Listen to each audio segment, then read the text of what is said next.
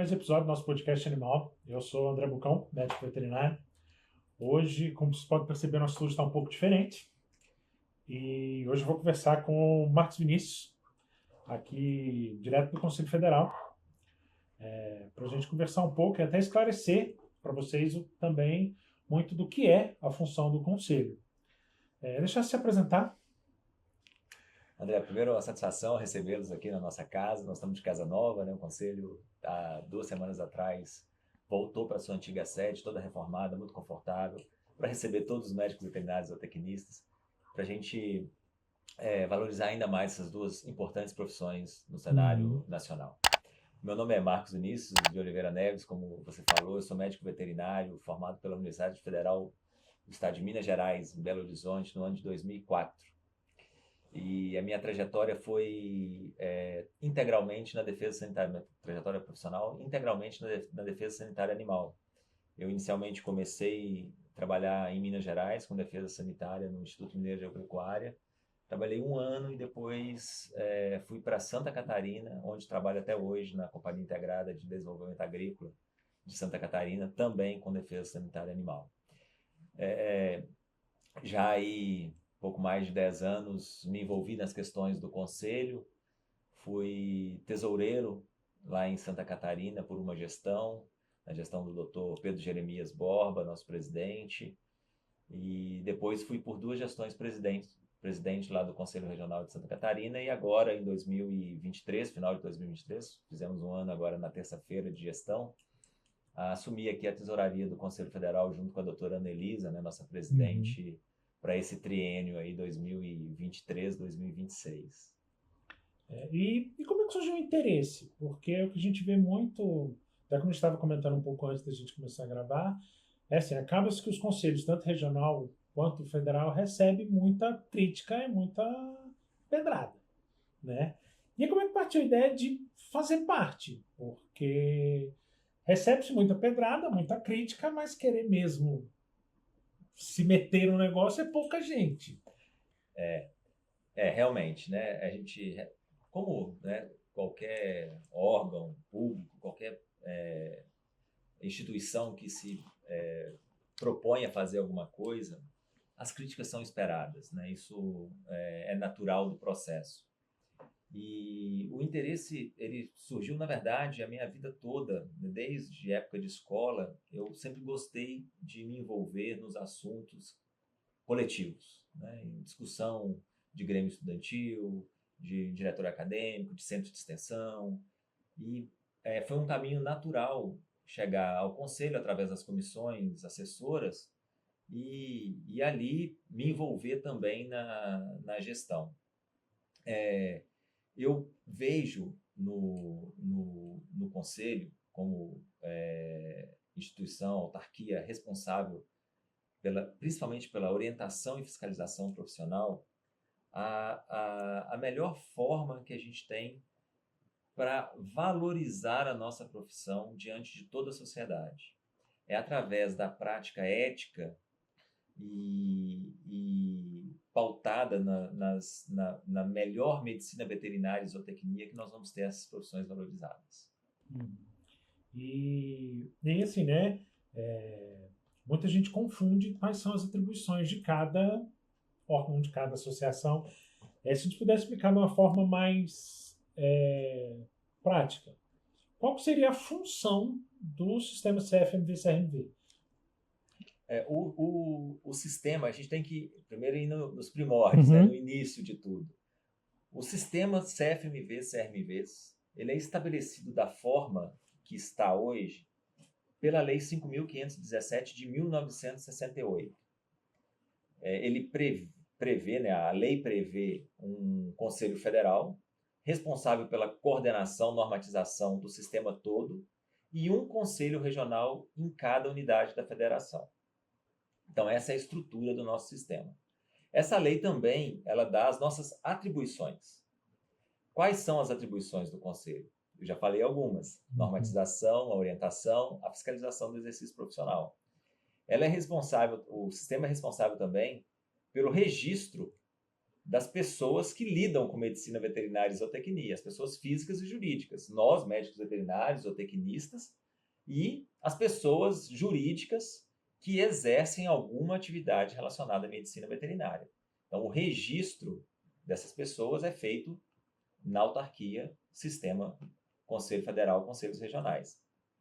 Além disso, ela serve de órgão de consulta para outras instituições públicas e para a sociedade como um todo, naqueles assuntos relacionados à medicina veterinária e zootecnia, e como tribunal de honra, né? O tribunal ético dessas profissões.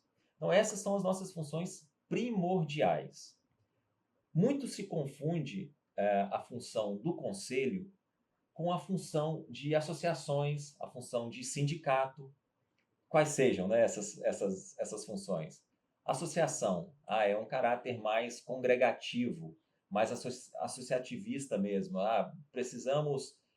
Somos aqui a Associação de Médicos Veterinários ligados por exemplo, a cardiologia veterinária. Então, nós vamos direcionar o nosso esforço para a cardiologia. Nós vamos promover encontros técnicos, chamar pessoas do nosso país ou lá de fora para aqui melhorarem a questão da cardiologia veterinária, no meu exemplo, mas serve para qualquer um, né? Vamos promover eventos de congraçamento, de interação entre os profissionais para fortalecer aquela categoria, aquele nicho de certo setor. Então, esse é um papel de associação, né? E aí temos diversas associações, né? Um pouco antes da gente entrar no ar, a gente estava falando de duas associações que estão com um papel muito importante, né? E são parceiras do Conselho Federal, que é a Associação Brasileira de Hospitais Veterinários, né? Os hospitais estão com um trabalho muito bom da parte de acreditação veterinária, acreditação de hospitais e tudo, excelente. Grandes parceiros do Conselho. Também a NMV, Associação Nacional de Médicos Veterinários, parceiros também. E temos outras, temos a Sociedade Brasileira de Medicina Veterinária, as sociedades estaduais de medicina veterinária, temos a Anclivepa, enfim, é até injusto citar porque a gente são inúmeras, esquece de alguém, né? Mas são inúmeras, realmente inúmeras. E além do conselho, dos conselhos profissionais, né? Todos eles funcionam de uma maneira muito parecida, os conselhos profissionais. Temos associações e temos os sindicatos.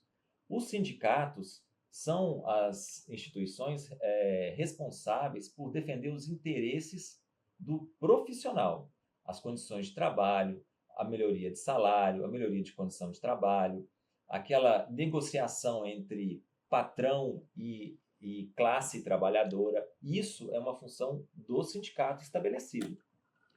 Temos diversos sindicatos também, né? Temos sindicatos dos médicos veterinários, temos sindicatos dos zootecnistas, temos sindicatos, por exemplo, de fiscais, no meu caso, que eu sou fiscal estadual. Em alguns estados, nós temos sindicatos dos fiscais estaduais. Então, esses defendem condições de trabalho, melhor remuneração, melhoria de empregabilidade, enfim, condições ligadas realmente à condição de trabalho. Nesse primeiro ano, né? Quais foram as principais conquistas que o Conselho conseguiu? Olha, fechando esse ano aí, a gente tem muito para comemorar. Nós estabelecemos algumas das nossas metas que nos comprometemos, né, com as classes no início da nossa gestão. Criamos o Plano Nacional de Fiscalização, que norteia toda a fiscalização no país, a fiscalização profissional no país. Nós implantamos o Plano de Integridade. Nós monitoramos cerca de 800 projetos de lei no Congresso Nacional, colaborando diretamente com 50 deles. Nós conseguimos um projeto de lei, né, criar um projeto de lei no Congresso Nacional para criar a Caixa de Assistência da Medicina Veterinária e da Zootecnia. O que é essa Caixa de Assistência? É uma forma de associação, né, criada pelo Conselho para assistir médicos veterinários e zootecnistas nas funções da profissão. Então, a gente consegue ajudar, auxiliar os profissionais para fins profissionais, numa capacitação, numa estruturação do seu negócio, na sua vida particular, assim, ligada à profissão, por exemplo, um seguro, né, um financiamento para implementos, né, ferramentas de trabalho. Então, é um grande avanço que nosso sistema, se aprovado, teremos. Também conseguimos, com muita luta, parar um pouco a criação de curso EAD na medicina veterinária, que é uma luta antiga do sistema, né? Então, nós temos aí uma moratória até 2025. Esperamos que isso seja resolvido. Está em discussão também no Congresso Nacional. Tivemos algumas vitórias internas aqui no Conselho, com capacitação em área de fiscalização, área da contabilidade, controladoria, ouvidoria, alguns avanços na governança do sistema que trazem resultado no trabalho do Conselho Federal e dos Conselhos Regionais como um todo. Foi um ano de muito avanço, muito trabalho e muitas conquistas. Eu tenho visto, eu estava comentando com o pessoal aqui um pouco antes, que é a primeira vez que eu vejo, esse ano eu fiz 21 anos formando. Então, assim, é a primeira vez que eu vejo mais publicidade do que tem sido feito pelo Conselho, né? E aí acaba ficando a ideia de que o Conselho está mais atuante do que antigamente, né? Aí, como eu estava comentando até com o Léo, eu não sei se é exatamente por essa publicidade ou se realmente porque não havia muito movimentação.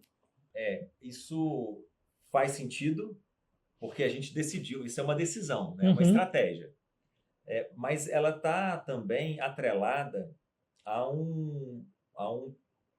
uma outra estratégia, que é quando a gente detecta um problema, a gente age imediatamente para resolver esse problema ou tratar esse problema, quando ele não depende da nossa solução, né? Nem tudo depende da solução do sistema, nós estamos inseridos num contexto.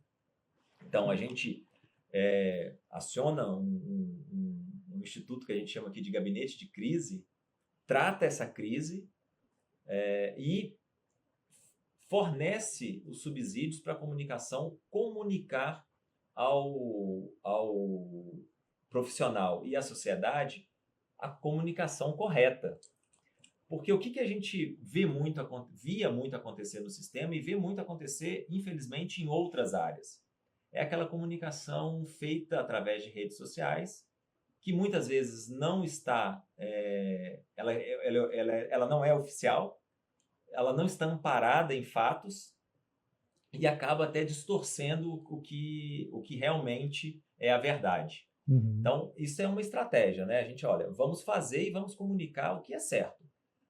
As redes sociais do Conselho né, onde a gente consegue chegar é matéria produzida com fatos, com verdades, com coisas que podem ser comprovadas através de ações aqui dentro, né? Nós temos os nossos órgãos internos, como a plenária, né, que é o órgão máximo do Conselho Federal, que tem decidido convênios, tem decidido resoluções, mudança de resoluções, e com isso os mecanismos de atuação, e com isso, quando a plenária decide, a gente comunica, e aí comunica de uma maneira também construída para realmente passarmos aquele recado que a gente quer passar. Então, isso foi construído já desde o início da nossa gestão para que a gente aprimorasse isso. E que bom ouvir isso, que parece que está dando resultado, André. E quais foram os maiores desafios encontrados ao longo desse primeiro ano de gestão?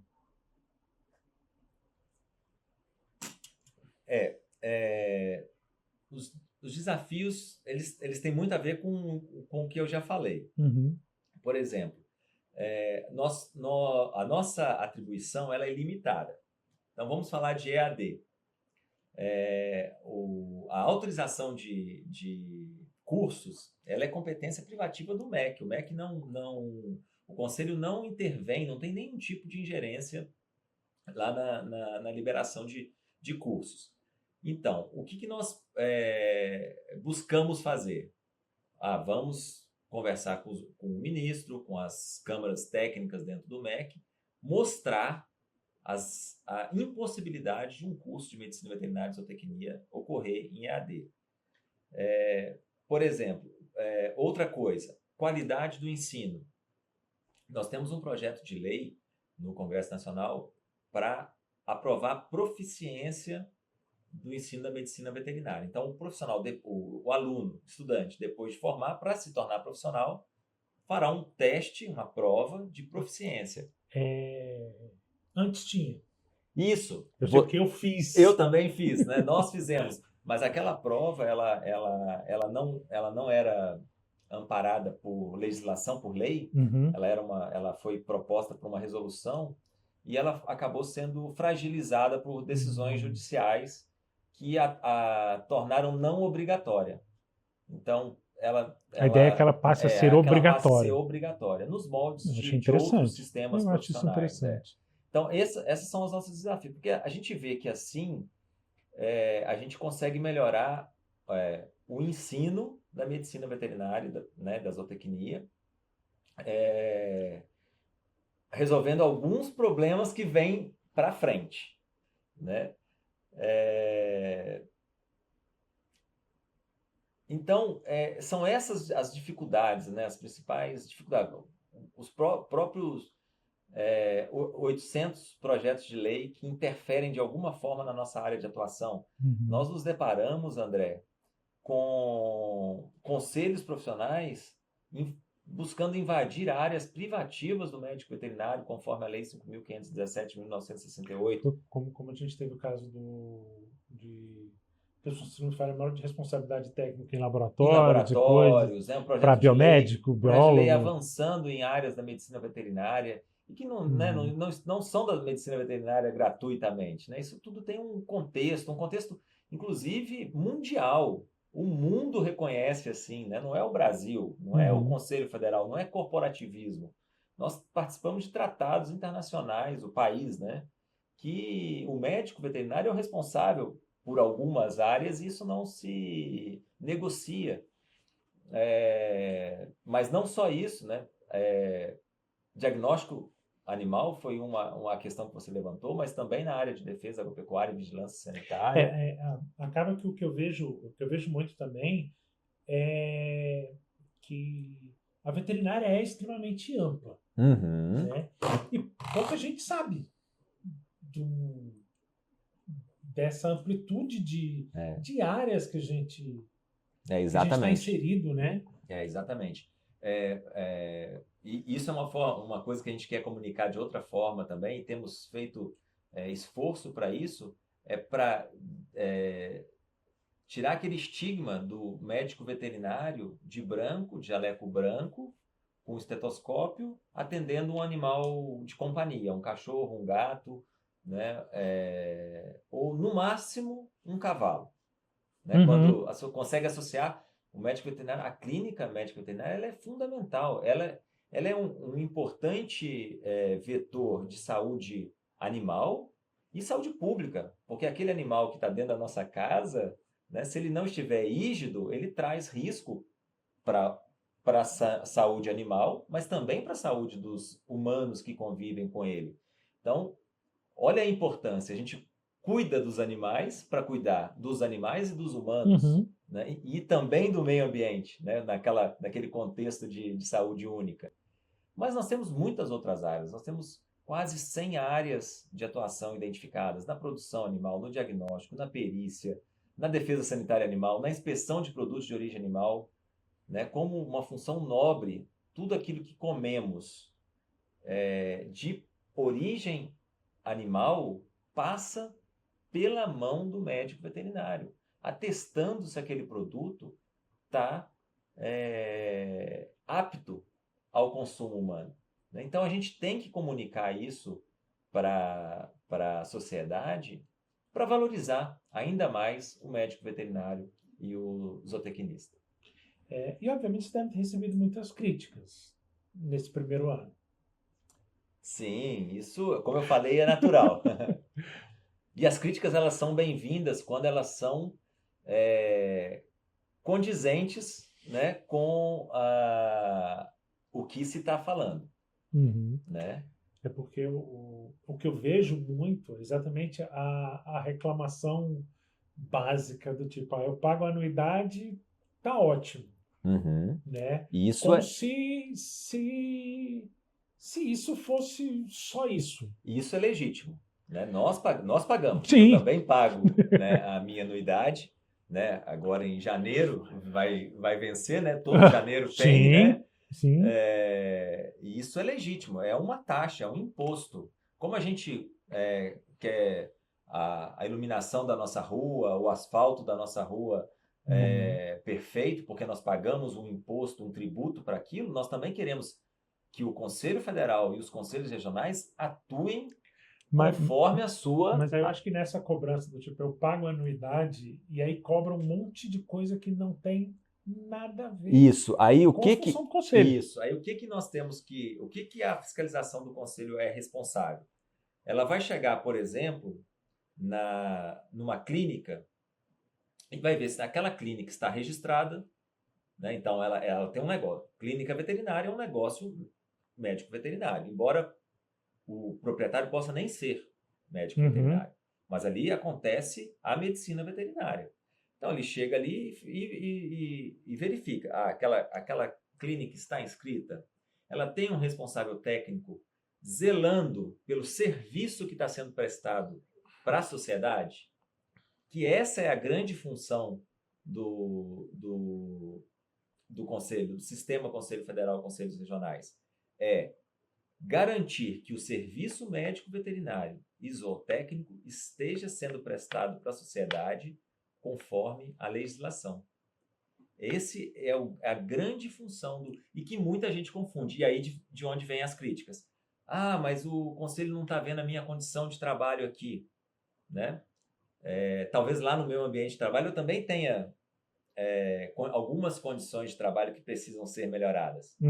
E aí, para isso, eu vou recorrer ao meu sindicato e não ao meu conselho. O que o meu conselho vai ver no órgão de defesa sanitária animal? Se ele está inscrito, se ele tem responsável técnico, se ali as atividades que são competências privativas dos médicos veterinários estão sendo realizadas por médicos veterinários.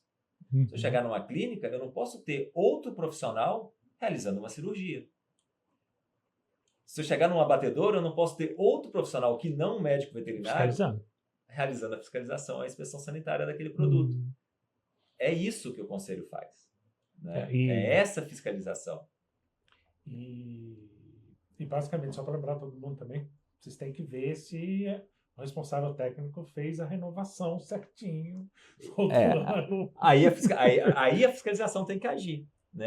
É para isso que a fiscalização tem que agir. Se a renovação não estiver correta, né, aí o fiscal pode até autuar aquele estabelecimento, né, levando até uma multa, né, que é uma outra coisa, né? A penalidade do conselho, ela é administrativa. A nossa competência é administrativa. Nós somos um tipo de polícia administrativa.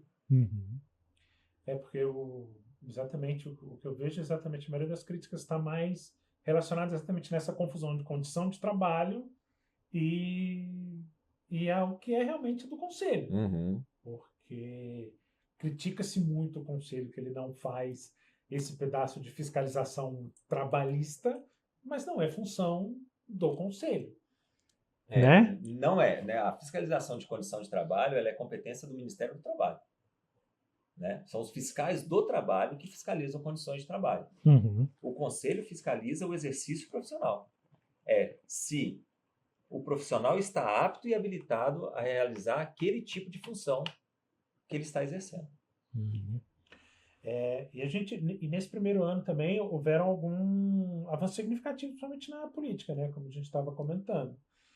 Que teve a questão da EAD, que a gente já comentou, que eu sou um crítico feroz, porque não tem não como consigo não ser, né? conceber. A gente entende que as ferramentas tecnológicas, elas vêm para benefício de todos, mas elas precisam ser limitadas pelas características daquilo que você quer usar, né? Para um ensino que você precisa da prática junto ao animal, você precisa da relação humana, porque o médico veterinário vai se relacionar com pessoas e animais. Como é que isso vai ser feito exclusivamente num ambiente virtual? Não tem como. E eu estou aqui me limitando somente à clínica, Uhum. porque aí nós vamos ter que também pensar na inspeção dos produtos de origem animal, nós vamos ter que pensar nas técnicas de diagnóstico animal, na prática de laboratório, tudo isso, né, na produção animal, né, que a gente que labuta na área, né, muitos dos nossos diagnósticos a gente usa os sentidos, né? E não é só a visão ou a audição. Não. É o olfato, é o tato. Como é que a gente... Né? Porque a visão e a audição você ainda até consegue mais ou menos simular ali, mas substituir por uma tecnologia. Mas o né? resto... Mas o resto não. Né? Então, a gente vê que a tecnologia ainda não suplantou essa necessidade do contato humano-animal prática no ensino da medicina veterinária. E a gente teve também a criação da marca única, né? Que acabou unificando. Essa é mais uma forma de comunicar para a sociedade força, valorização, né? Uma marca nova, jovem, moderna, que está sendo usada em todo o país. Os 27 conselhos regionais adotaram, né? Junto com o Conselho Federal, compraram a ideia, todos os presidentes, e a gente recebeu muitos elogios, né? A gente está falando das críticas, mas a gente recebeu muitos elogios. Também como você demonstrar uma unidade em todo o sistema. A gente, né, não quero fazer propaganda, né, mas quando a gente vê alguns símbolos, eles não têm nenhuma palavra. Às vezes é uma letra, às vezes é um símbolo geométrico, ou uma série de símbolos geométricos, né? Você já fala, ó, é a marca X, é a marca Y. O que a gente quer trazer com a marca única é justamente isso. Quando a gente vê aqueles 3 losangos, né, com o bastão de Esculápio e a serpente, independente da sigla que tiver ali, a gente vai identificar a medicina veterinária e a zootecnia. Eu achei isso bem interessante. Né? Se está no Rio Grande do Sul ou lá no Amapá, é a medicina veterinária e a zootecnia que ali estão representadas. E outra coisa que eu vi também foi que até a gente já comentou, a questão da própria defesa da profissão no Congresso, como houve briga pelo aumento de vagas do concurso, a questão do piso salarial, foram várias pequenas coisas buscando essa... Eu comecei a falar antes, nós identificamos mais de 800 projetos de lei que tocam a medicina veterinária ou a zootecnia de alguma forma. Nós participamos diretamente, colaboramos diretamente em mais de 50 projetos de lei. Nós temos grupos de trabalho no Ministério do Meio Ambiente, no Ministério da Agricultura e no Ministério da Saúde. Nós conseguimos, depois de anos de luta, autorizar o uso da cannabis medicinal na clínica médica veterinária, né? Proporcionando aos animais e aos responsáveis por esses animais mais uma opção de tratamento, né, para alguns quadros que a gente sabe que tratamentos convencionais não têm apresentado tanto resultado assim. Então, desculpa. E esse cannabis eu vi como um avanço muito grande. É realmente uma série de conquistas aí, né, de avanços ao longo desse ano. E, como eu falei também, a questão da própria briga no CNU, né, que a gente teve pelo aumento de vagas para médico veterinário. E fora que foi uma ampla discussão, né? No CNU, nós oficiamos as instituições, o Ministério da Agricultura, o Ministério do Planejamento e Gestão, mas no Ministério da Pesca nós conseguimos ampliar as vagas para médicos veterinários e zootecnistas, também representando uma conquista importante, né? Trazendo o profissional para aquelas áreas que são de direito de atuação desses profissionais. Inclusive, assim, acaba que eu falo muito da veterinária pelo fato de ser veterinário. Mas a própria briga pela inclusão na questão do piso salarial do zootecnista. Outro importante avanço, né? Corrigindo um erro histórico, né? Porque o médico veterinário já tem uma lei que estabelece o piso salarial, mas o zootecnista não tinha. Então, nossa luta foi para incluir o zootecnista no piso salarial. Também temos que buscar agora inserir todos nesse piso salarial, né? Que todos os médicos veterinários e zootecnistas efetivamente recebam, né, o justo, o digno para o trabalho. Até porque a nossa lei mesmo que regulamenta teoricamente o nosso piso, ela é uma lei muito antiga. Muito antiga. Né? Era uma realidade naquela época que é outra completamente diferente hoje. E ela tem até algumas questões jurídicas envolvidas, né? E eu não vou entrar nesse mérito aqui, mas que são questionáveis do ponto de vista de como ela é estabelecida. Né? Mas, enfim, é uma lei que foi recebida pela Constituição, né? Ela nunca foi também definida como inconstitucional ou não válida, né? Então, é uma coisa que a gente busca como uma justiça, um reconhecimento e valorização aí do aspecto financeiro dessas profissões também. Porque exatamente assim, a gente acaba, como eu falei, né? Pelo fato de ser veterinário, a gente acaba comentando muito da própria veterinária. Mas a zootecnia também tem a sua importância gigantesca. Fundamental. Né? A produção animal, o melhoramento, a nutrição, né? Né? Nas questões de criação das espécies, é fundamental o papel do zootecnista. E assim, a gente não pode olhar nenhuma profissão de forma isolada.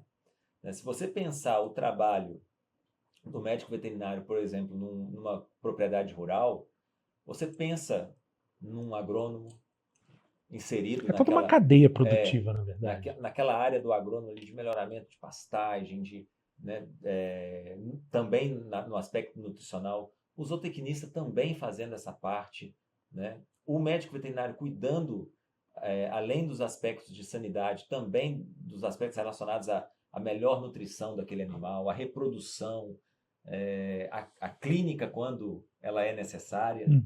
Então, e o outro, sem número, né, de profissões aí que se relacionam nos contextos de atuação dos profissionais, que a gente não pode abrir mão de forma nenhuma, né? E, né, o Conselho ele é responsável pela fiscalização da profissão da medicina veterinária e da zootecnia. Então, a gente tem como função também buscar esse lugar, né, da zootecnia junto às outras profissões. A gente também teve esse ano muita mudança na questão do bem-estar animal, né? Com criações de leis, implementação de algumas normas e tudo, e o Conselho atuou bastante nisso também, né? Eu destaco 2 eventos principais aqui, né, que foram de repercussão nacional e internacional. A catástrofe no Rio Grande do Sul, né, nós agimos, nosso sistema todo agiu em prol, né, de acolher aqueles animais, buscar o bem-estar deles naquele momento, junto com profissionais diversos, não ligados ao sistema também diretamente, né, porque todos nós somos, né, e também as questões de saúde pública que houve naquela região ali, né, com enchente, com zoonoses. Então, lá no Rio Grande do Sul, agimos prontamente, logo no início da catástrofe, junto com o presidente do Rio Grande do Sul, outros presidentes também atuaram, né? Enfim, todos os 27 estados agiram em prol dos animais da sociedade. Um outro que nós também prontamente agimos foi no caso do cão Joca, que foi aquele que ele morreu no trânsito aéreo, né? Que ali, na minha opinião, foi uma sucessão de erros e falhas. Exatamente. E acreditamos que houve uma sucessão de erros e falhas muito porque não há ou não havia participação do médico veterinário cuidando dessa parte logística, né, de assistência das necessidades específicas dos animais. Porque é diferente você transportar um cão labrador, né, ou golden, como era o caso do Joca, né, como transportar um animal de pequeno porte, um pincher, um shih tzu, outra, né, um animal menor, um gato, né, um gato de uma determinada raça. O Maine Coon, que é gigantesco. Então, é diferente. Quem tem esse conhecimento? É o médico veterinário. Então, nós atuamos junto ao Ministério de Portos e Aeroportos para essa regulamentação, buscando, né, que casos como esse não aconteçam mais. Né, por realmente falha numa coisa que a gente pode agir. Porque também, né, morrem pessoas em trânsito aéreo. Sim. Né? Isso ninguém nunca vai poder garantir que não vai acontecer. Mas que não morra por falta de assistência ou por assistências inadequadas ou por forma de transporte inadequada. Isso não pode acontecer. Né? Os médicos veterinários não podem permitir que isso aconteça e nós fomos atrás disso. E só reforçando um pouco também, assim, o Conselho age nesses casos como como é que eu posso dizer? Como orientando e não propondo. É uma das nossas funções que eu falei lá no início da nossa conversa. Na Lei 10.366, na Lei 5.517, ela estabelece que uma das funções do sistema é servir de órgão de consulta para os assuntos da medicina veterinária para a sociedade em geral. Órgãos públicos e sociedade civil organizada, não necessariamente só os órgãos públicos, né? Mas eu quero também falar em relação ao bem-estar animal, voltando a essa questão, a nossa ação junto ao Ministério do Meio Ambiente, a diretoria de bem-estar animal daquele ministério. Né? Nós temos um grupo de trabalho, representantes nesse grupo de trabalho, também empregando a visão técnica, né? A visão do médico veterinário e do zootecnista nas questões de bem-estar animal dentro do Ministério do Meio Ambiente, que está, né, na estrutura do governo federal hoje responsável por isso. Eu achei que foi um avanço muito grande a criação dessa secretaria, porque passa a ter um pensamento diferenciado do que é essa preocupação com o bem-estar. É um olhar dedicado, né? É um olhar que está dedicado para isso. Então, a gente acredita que quando esse trabalho ganhar corpo, ele vai trazer bons resultados, né, para a sociedade, para os animais e para os médicos veterinários, consequentemente. Sim. A gente teve também algumas atualizações na questão do nosso código de ética, né? Que, se não me falha a memória, principalmente... Isso aí eu vou fazer um convite, né? Nós tivemos muitos avanços, né, nessa questão. Nós temos hoje vigente uma resolução de publicidade na medicina veterinária muito antiga e está em consulta pública o projeto de nova resolução. Então, eu quero convidar, né, todos os colegas que participem, que deem as suas sugestões, porque é esse trabalho que vai interferir em como você vai poder divulgar os seus trabalhos, como é que você vai poder comunicar com o seu cliente, o que você vai poder mostrar, o que você vai poder informar e o que você não vai poder informar. Então, o que o Conselho está fazendo, o Conselho Federal está fazendo vamos construir juntos a nossa profissão, a nossa regulamentação. Então, foi excelente você ter tocado nesse ponto, né, que isso vai realmente trazer mudanças importantes para a nossa ética profissional, para o sistema de ética profissional do médico Porque veterinário. eu vejo essa questão como acaba sendo, principalmente eu vejo muito nos grupos do WhatsApp nossos, a questão exatamente dessa discussão do que pode, do que não pode, do que faz, do que não faz.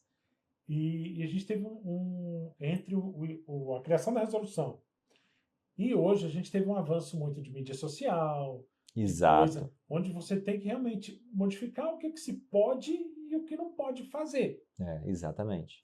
né? Porque Exatamente. é complicado, né?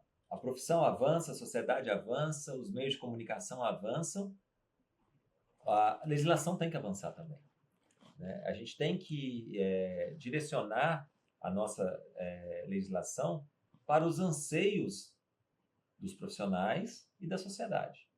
Então, uma legislação de quase 20 anos atrás,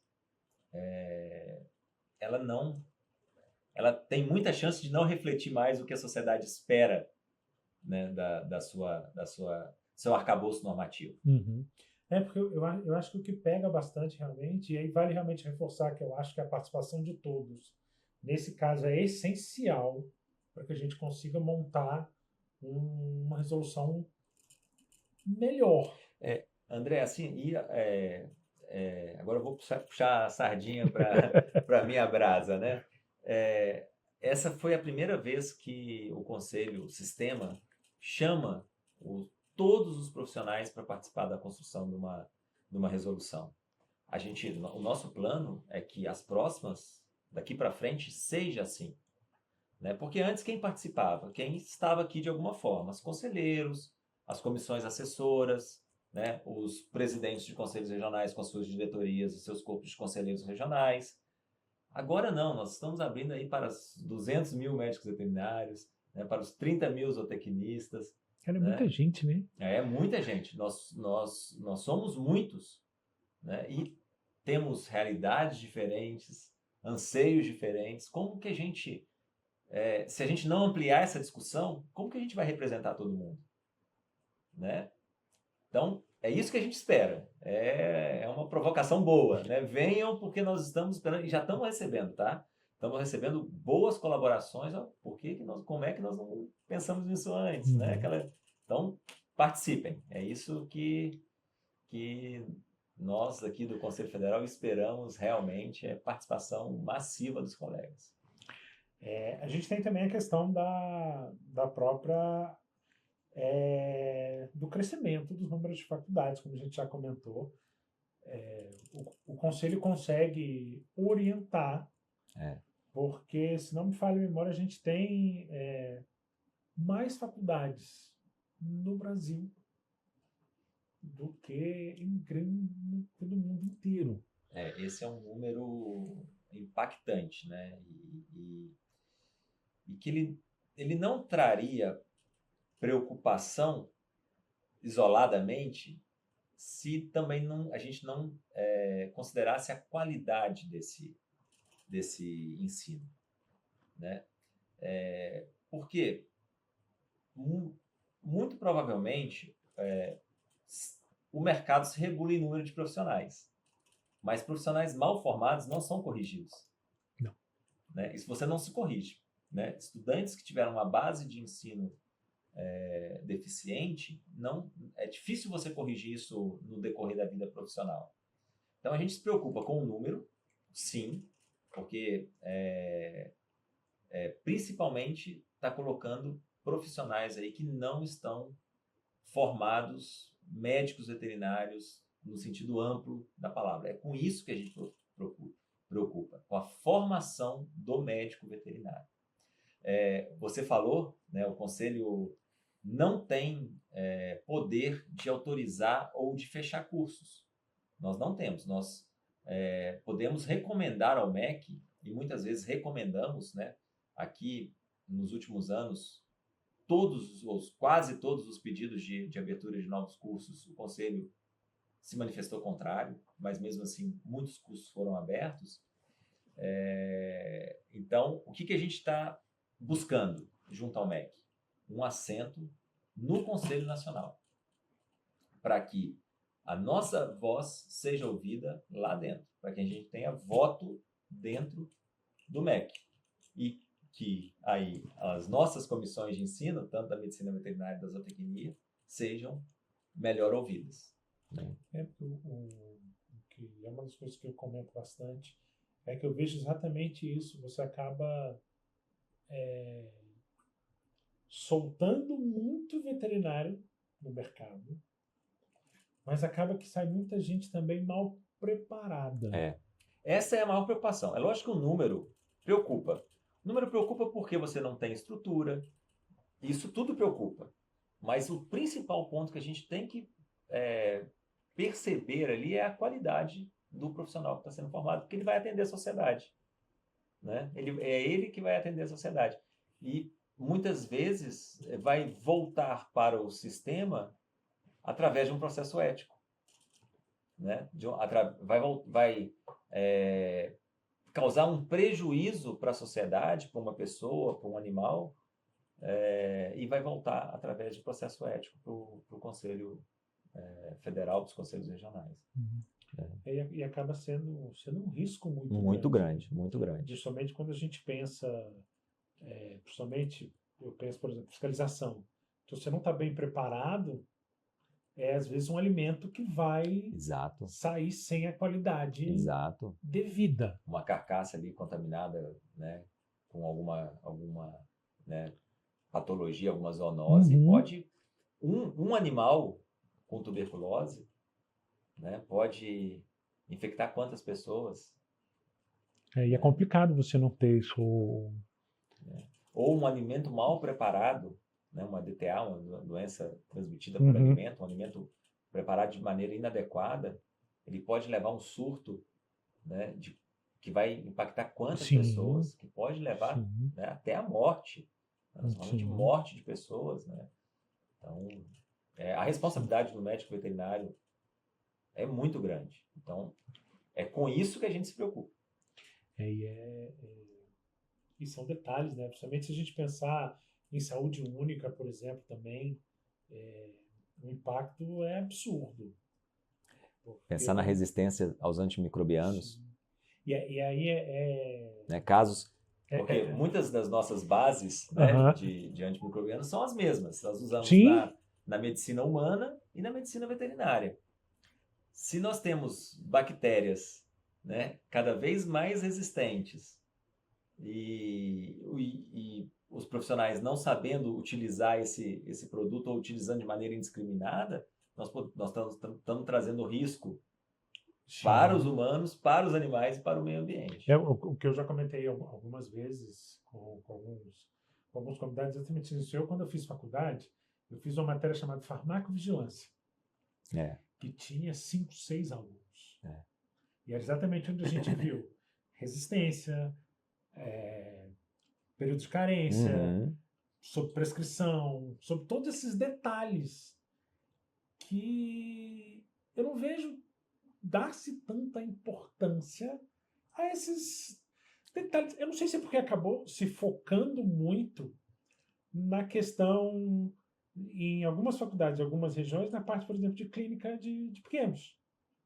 E você para de pensar nesse todo o risco que é para a produção. Quando você fala numa produção, claro, você não respeita um período de carência, não respeitou isso aqui, o resto foi todo pelo ralo. É exatamente isso, né? E aí explica algumas outras coisas, por que o médico veterinário muitas vezes não consegue se inserir nesse tipo de serviço, no serviço de farmacovigilância, serviço de vigilância sanitária. Né? Por quê? Porque talvez ele não está sendo formado de maneira adequada para ocupar esses espaços. Mas um fato que dá importância à formação do médico veterinário, à qualidade do ensino, ao número de cursos, voltando a essa questão que é base, né? É base.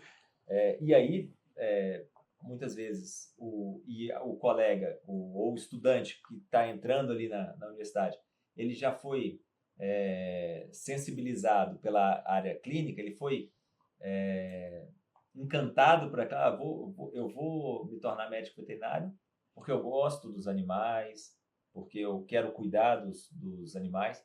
Isso é uma pequena parte da medicina veterinária, né? Nós temos que lidar com muitas outras questões, né?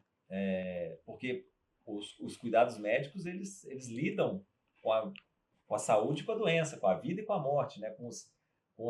Né? As diferenças, né? As contradições da existência, né? Então, muitas vezes o colega se identifica com uma pequena área da medicina veterinária, deixa de conhecer as outras, né, e deixa de ter boas oportunidades na medicina veterinária.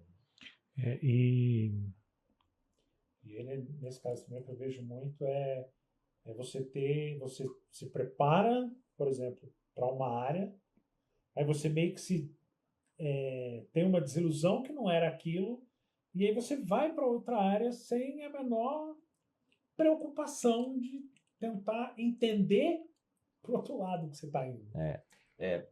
Porque talvez também não teve uma boa base, né? Quando você tem uma boa base, você retoma aquilo ali, né? Consegue. Agora, se você não viu isso em lugar nenhum, como é que você vai desenvolver aquele trabalho, né? De uma outra área da medicina veterinária? Quando eu fiz faculdade, a minha ideia era trabalhar com a parte de produção. Eu já tinha fazenda, eu vivia na fazenda. E aí resolvi depois ir para a parte pequenos. Porém, eu continuei, fiz bovinocultura de leite, bovinocultura de corte, caprinocultura. Eu falei, cara, eu não sei o futuro que me espera. Eu, na faculdade, eu fiz até apicultura. Apicultura, aquicultura, né? Pensando sinocultura. Porque realmente, né? Tava ali, né? Eu só tinha aquilo para fazer, né? Eu era estudante. Então eu buscava, né? Pelo menos eu vou conhecer. Eu nunca pensei em trabalhar com clínica, mas eu fui fazer estágio em clínica lá em Belo Horizonte, né? Então busquei outras áreas de pesquisa, fiz estágio, buscando conhecer outras áreas da nossa profissão para atuação, que é muito rica, né? Muito rica, né? Eu vejo assim, a gente tem uma gama de possibilidades que eu não falo, cara, você não gosta de lidar com gente, você vai para o laboratório. Você não gosta de aí a gente clínica, você vai para aí a gente volta de novo, né? Se as escolas não estão oferecendo essa oportunidade, né, as faculdades não têm estrutura de laboratório, de projeto educativo nessas áreas, né? A medicina veterinária está ficando aleijada, né? Dessas partes, né? Dessas outras partes que não são tão visíveis como a clínica de pequenos. E são de extrema importância, sim, né? Sem dúvida nenhuma. Sem dúvida nenhuma. Desenvolvimento de novos produtos, vacinas. Sim. Né? Isso, né? A importância do médico veterinário, por exemplo, na experimentação animal, né? Que vai dar embasamento à pesquisa científica na área humana, de novas técnicas cirúrgicas, né? Novos produtos, novas bases, né? de produtos de medicamentos, e, enfim, né? Cara, a veterinária é extremamente ampla. É muito amplo. E como é que está a questão de planos para o ano que vem? Olha, tem muito trabalho. Né? Quanto mais trabalho tem. O ano que vem a gente está pensando em focar na articulação institucional, né, junto ao governo federal, ministérios, outros órgãos de classe, né, associações da nossa classe, sindicatos, buscando fomentar esse papel de fortalecimento das duas profissões. Nós também vamos buscar aproximar mais dos profissionais e da sociedade, ampliando a nossa participação em grandes eventos, participação mesmo, né? Ali sendo patrocinador de feiras, exposições, congressos técnicos,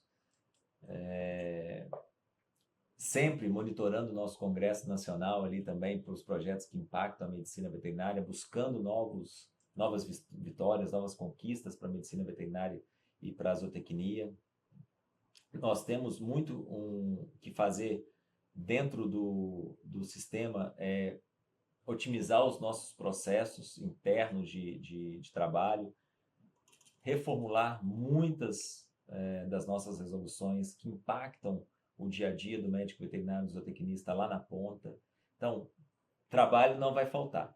E a gente também, buscando outro aspecto que você já trouxe, a gente quer mostrar para a sociedade, através da comunicação, através do que a gente está fazendo aqui agora, né, através das nossas redes sociais, dos materiais que são produzidos aqui dentro do Conselho Federal e também nos outros conselhos regionais, mostrando para a sociedade, através da comunicação, o papel do médico veterinário, do zootecnista, a importância deles na sociedade, para o desenvolvimento do nosso país e da humanidade como um todo. Porque tem bastante coisa para ser feita ainda. Sim, tem muita coisa. Nós temos regulamentações, né, como eu falei, tanto internas, né, no nível de resolução, como nos projetos de lei que nós temos mapeados no Congresso Nacional, que impactam no exercício profissional. Teve, inclusive, acho que foi no começo do ano, a questão que eles estavam querendo desregulamentar um monte de profissão. E ela estava nossa.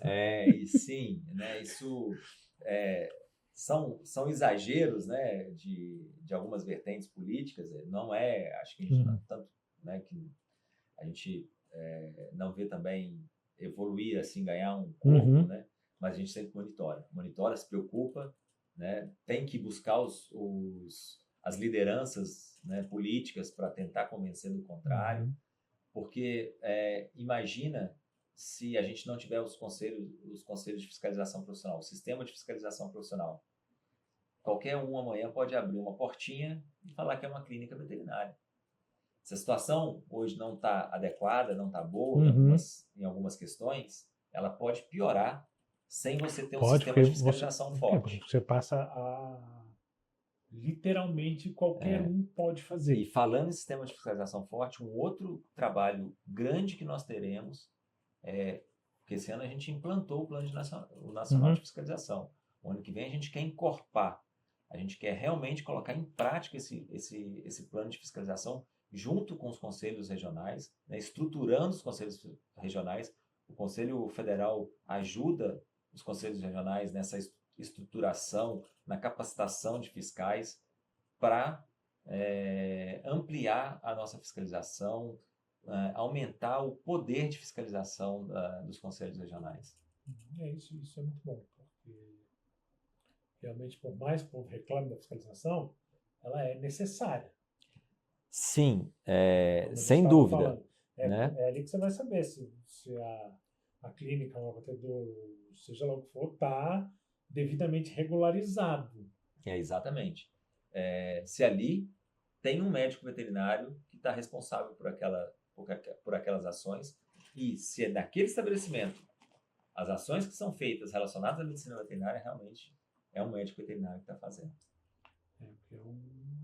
Tem algumas coisas ali que, se não for, desanda mesmo. Né? Geralmente o pessoal...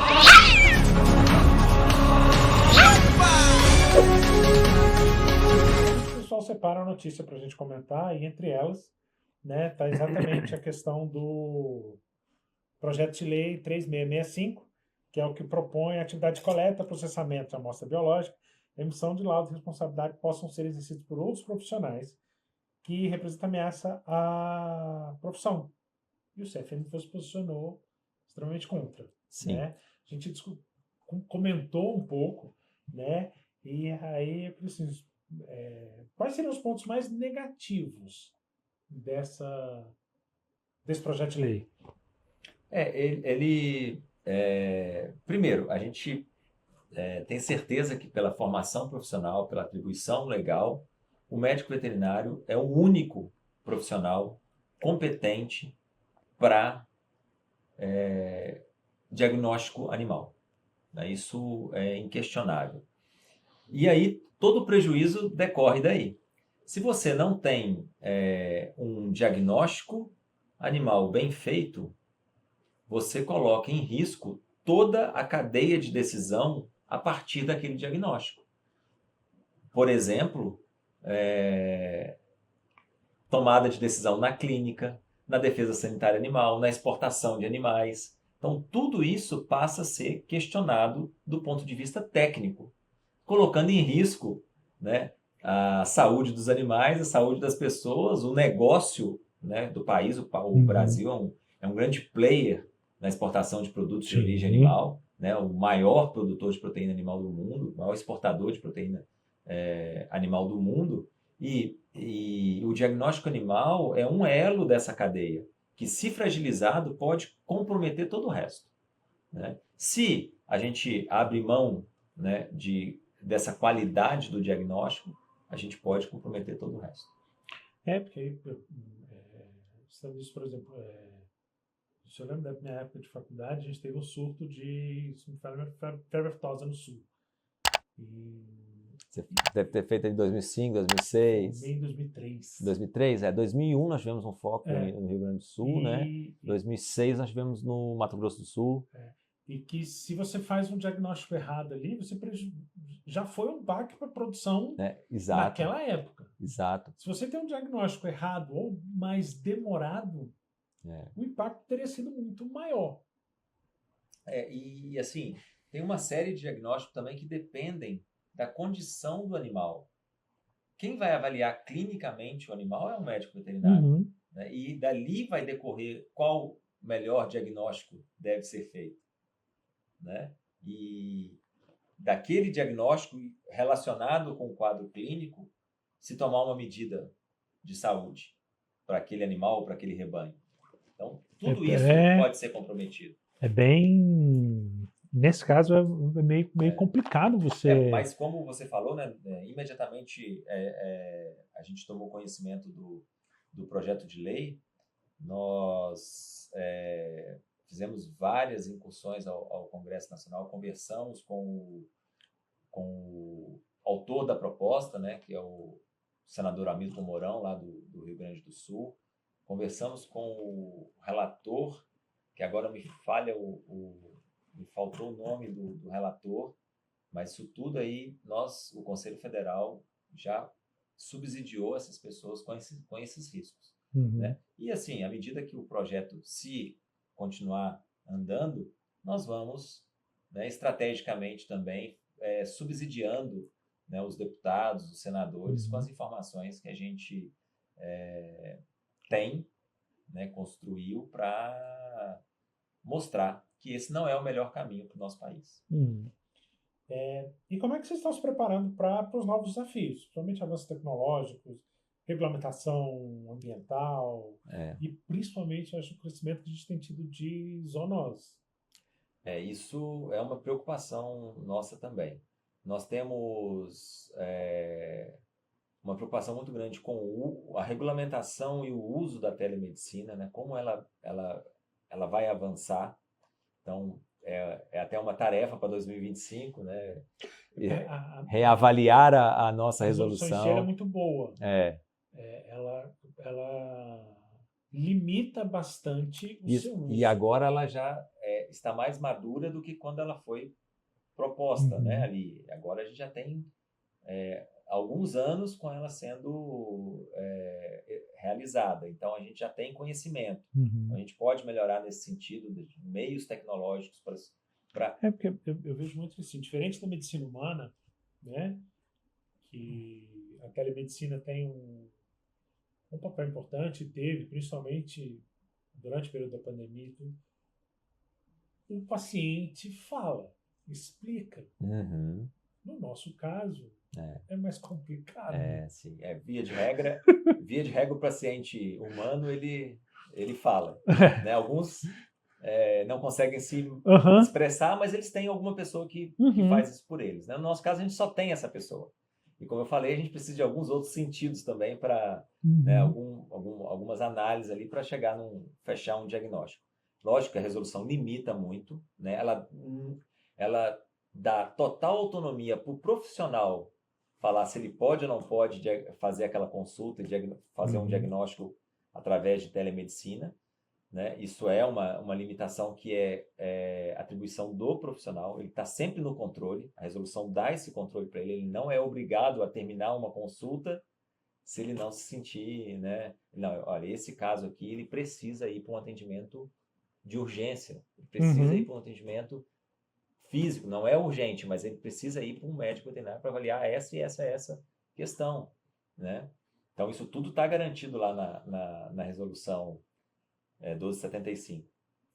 Nós também estamos sempre, né, monitorando os avanços da inteligência artificial na área de diagnóstico, na área de conhecimento médico veterinário, e isso tudo, né, e você tocou num ponto muito importante, né, a questão das zoonoses, né? Tivemos uma experiência há poucos anos atrás com uma doença, né, que pode ser considerada uma zoonose, e a gente sabe, né, que grande parte das doenças dos animais e dos humanos, elas se correlacionam, né, às zoonoses. O médico veterinário tem um papel fundamental, né? A gente tem, chegando o verão agora, né, surtos de arbovírus, surtos de outras doenças relacionadas aos animais, né,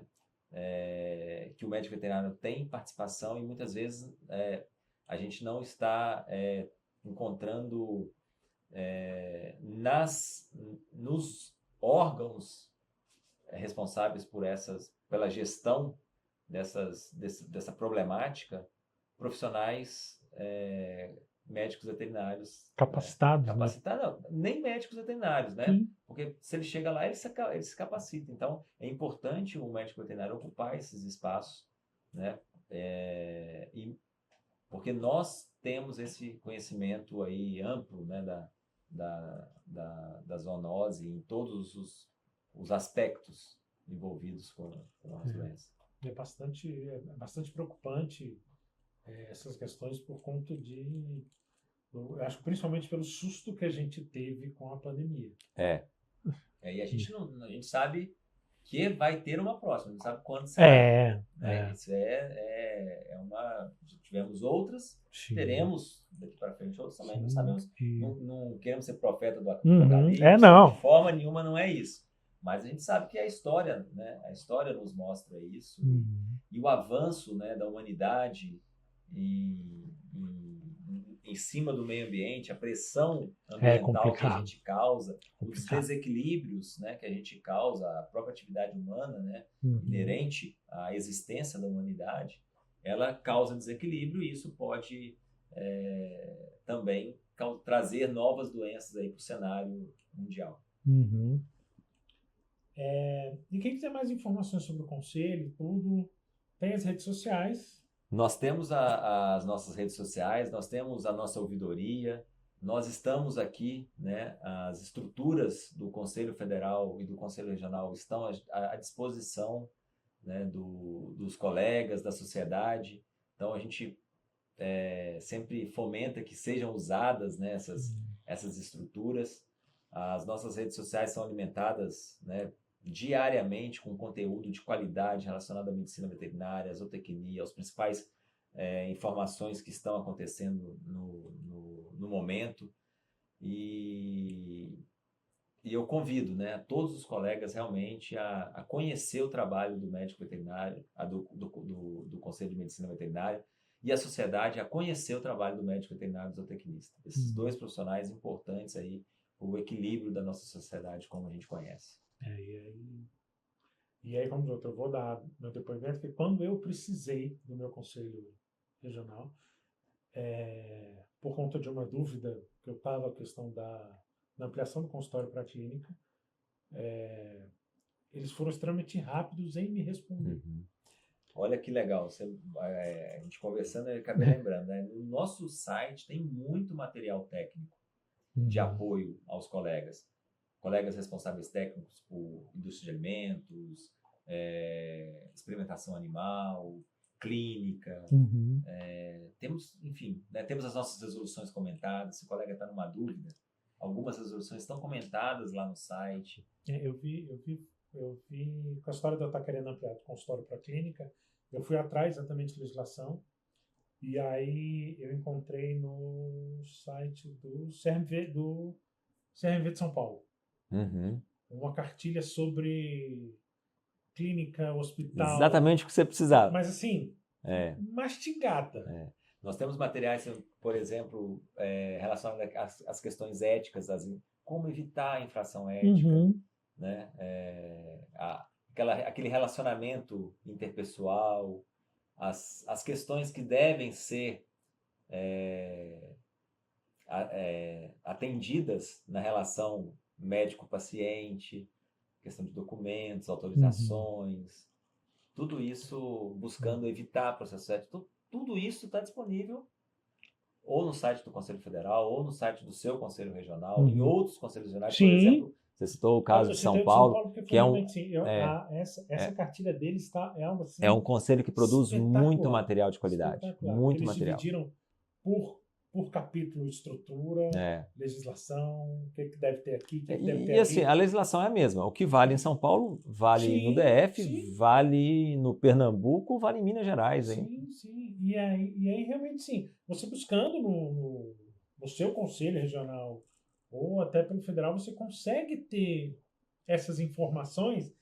E aí eu vou bater na tecla que eu costumo falar muito. Tem que se conhecer a nossa legislação. Sim. Porque é o que vai garantir... Pelo menos aquelas que estão relacionadas ao nosso ambiente de atuação. Né? Se eu optei por ser clínico, eu tenho que conhecer o código de ética, com certeza, né? Todos os colegas aí, né? Mas eu tenho que conhecer a resolução que fala os documentos que são usados na prática clínica, a estrutura que você falou de consultório para clínica. Qual é a diferença? O que eu posso fazer numa clínica que eu não posso fazer no consultório? Que eu não posso fazer no consultório? Por que eu não posso chamar uma clínica de hospital? Porque né, uma clínica não é hospital, não é que eu posso chamar, né? Sim. Porque o hospital tem certos requisitos para... Tem a sua normativa ali de como é que vai ser, como é que... E isso você encontra fácil no site do conselho. Então eu tenho que saber por quê. Eu vou fazer, por exemplo, uma cirurgia no consultório. Eu vou me complicar eticamente, porque eu não posso fazer cirurgia. Um exemplo, né? Não posso fazer uma cirurgia num consultório, né? E aí realmente sim, busquem se informar, porque a informação está ali.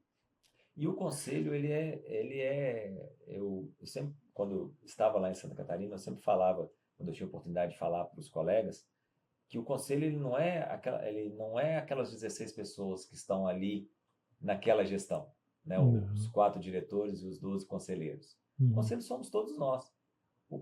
No conselho só tem médico, veterinário e zootecnista. Nós não temos advogado, nós temos funcionários. Cada um na sua parte. Nós temos funcionários advogados, nós temos funcionários contadores, nós temos funcionários da comunicação, jornalistas, né? Temos diversos tipos de profissionais aqui dentro. Mas o conselho, ele é formado por médicos veterinários e zootecnistas. Então, todo mundo é o conselho. Sim. Né? Eu sempre falava isso para o pessoal, né? Em Santa Catarina, quando eu tinha oportunidade. Queria agradecer. Eu acho que a gente conseguiu trazer uma quantidade boa de informação e eu acho que é extremamente importante trazer essas informações, como eu comentei no começo, no início, né? Se confunde muito as funções de cada um. Sem dúvida. Sem dúvida. Eu também agradeço, né, André? É um privilégio, uma baita de uma oportunidade de usar um canal como o seu para a gente poder comunicar melhor para os colegas, né, para a sociedade.